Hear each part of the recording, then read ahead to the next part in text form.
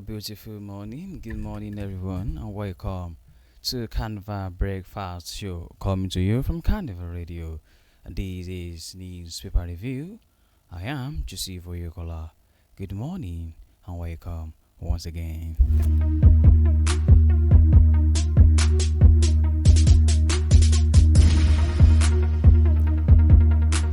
Today is 17th of February 2026. On Newspaper Review, I came with different newspapers and each of them with interesting stories. I have the Punch with me, I have the Vanguard newspaper, I have the Post, and I have the Nation newspaper, and each of them with interesting stories. And I have from Punch for around 32 billion probe. EFCC detains Rufai, DSAs on standby. Reading another headline from the Vanguard newspaper. Food inflation falls to 14-year low. This is from the Vanguard.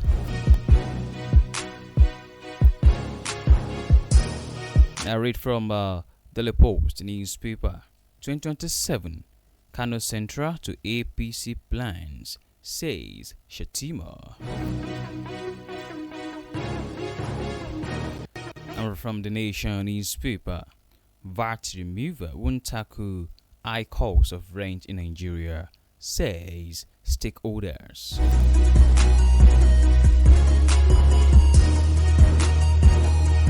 To read both views, let us go into the news and details.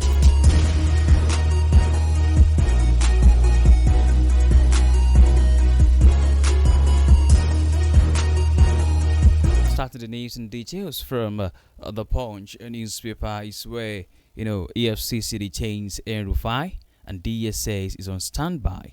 Former Kaduna State Governor Nasiru Rufai was detained at the headquarters of the Economic and Financial Crimes Commission in Abuja on Monday, right after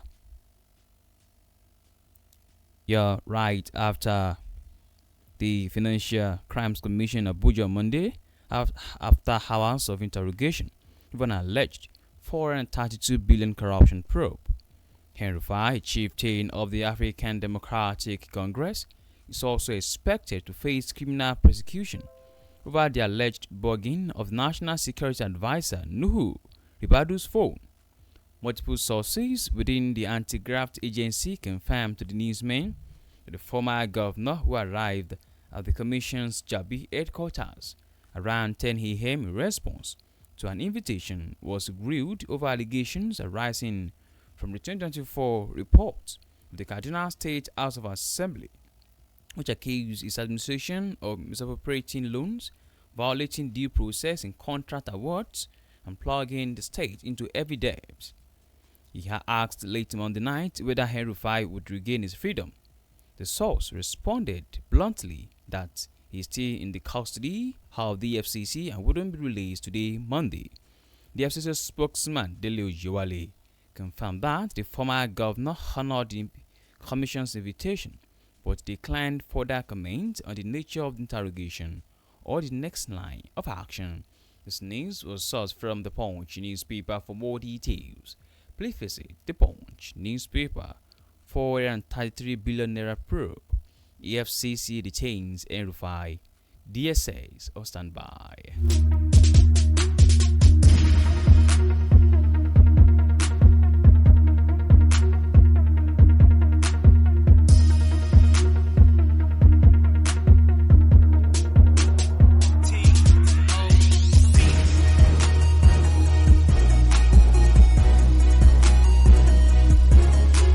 Moving to another newspaper from another newspaper.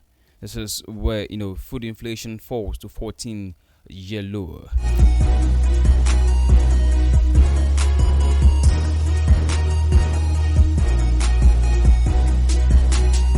Nigerians' food inflation rate fell to 8.89% year on year in January 2026, the lowest level recorded in more than 14 years.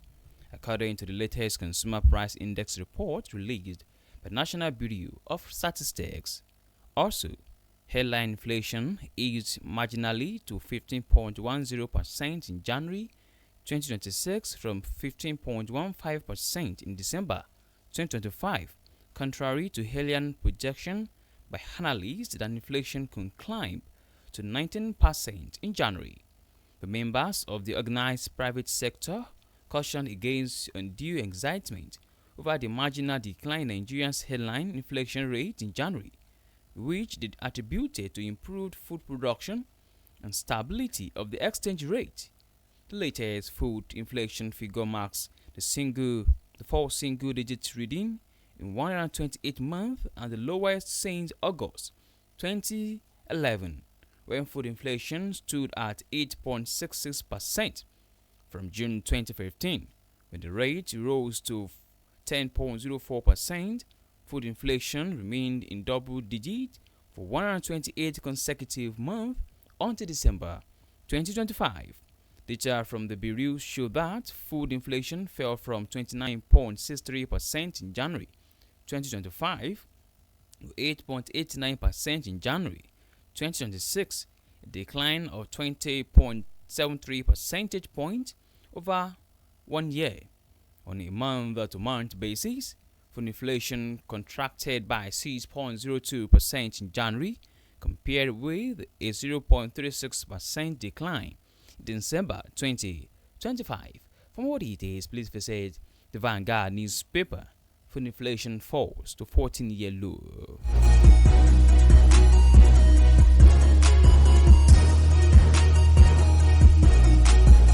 Moving further to another interesting story from the Nation newspaper. Vice President Kashim Shettima on Monday described Kano State as pivotal to the All Progressives Congress, adding that the state cannot continue to be on the sidelines. Speaking at the official reception of Governor Haba Yusuf into the party on Monday, Shettima stressed that the state can't be on the sidelines in national political calculations. The event, held at the Sani Abacha Stadium, Kofa Mata, Kano, also featured the defection of 22 state assembly members, 8 federal lawmakers, and 44 local government chairmen to the APC. At the event were the APC National Chairman Professor Natawe Yuwanda, former National Chairman Dr. Huma Ganduji, governors of Sokoto, Kebbi, Katsina, Kaduna, Jigawa, and Imo State. Also in attendance were the Deputy Senate President Jibril Barau, Speaker, House of Representatives Tajuddin Abbas, among others. Addressing supporters, Shettima described Kano as a bivoter state whose full alignment with the ruling party is critical for both state and national electoral success. The APC lost Kano State in both the presidential and governorship election to the new Nigerian People's Party in 2023, but President Bola Tinubu is setting high on Kano to consolidate his second-time victory. Effort in the past to woo the national leader of the NNPP, Dr. Rabiu Kwakwanso, alongside the governor to return to the APC, have failed. Yusuf eventually termed the NNPP alongside 22 members of the State House of Assembly, 8 members of the House of Representatives, and 44 local government chairmen on January 26, 2026. For more details, please visit the Nation newspaper. Kano Central to APC plans, says Shettima.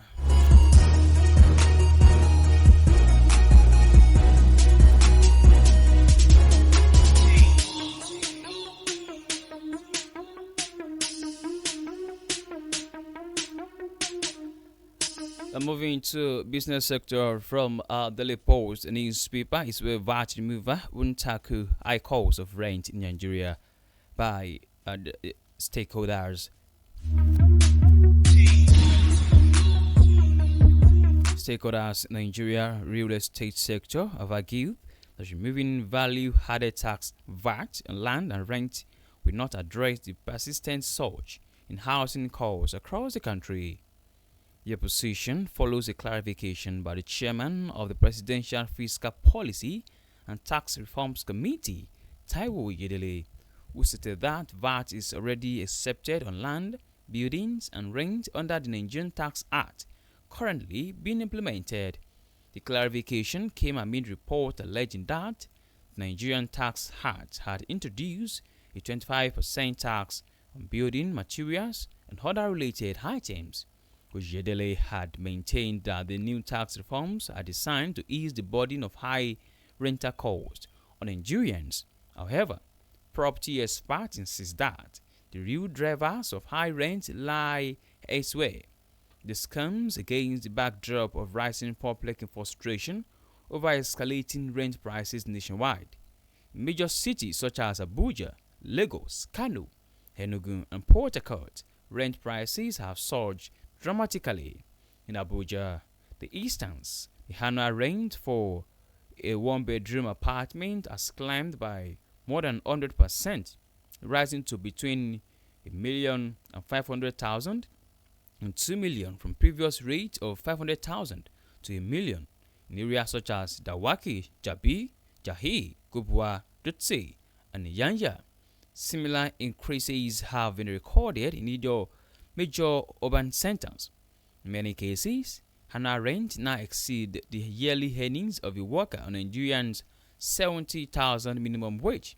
Speaking exclusively, the former president of the Real Estate Developer Association of Nigeria, Aliyu Amaku, and the president of the Association of Abuja Tenants, Hakim Sulaiman, said the focus should shift from VAT removal to addressing the soaring cost of building materials, particularly cement. This news was sourced from the Post newspaper. VAT removal won't tackle high cost of rent in Nigeria, says stakeholders.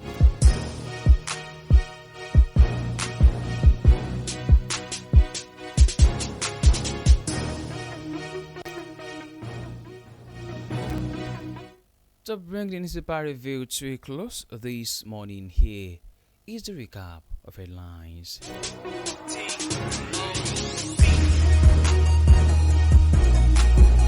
$432 billion probe. EFCC detains Rufai. DSA is on standby. Food inflation falls to 14-year low. 2027, Kano Central to APC plans, says Shatima. VAT removal won't tackle high cost of rent in Nigeria, says stakeholders. Our thoughts have come to the end of newspaper review. Thank you very much for listening. You can download Canva Media app from Google Play Store and App iHeads. You can also check out our website at www.canvamedia.ng. My name remains Joseph Oyekola. Good morning, and please do also enjoy the rest of your day.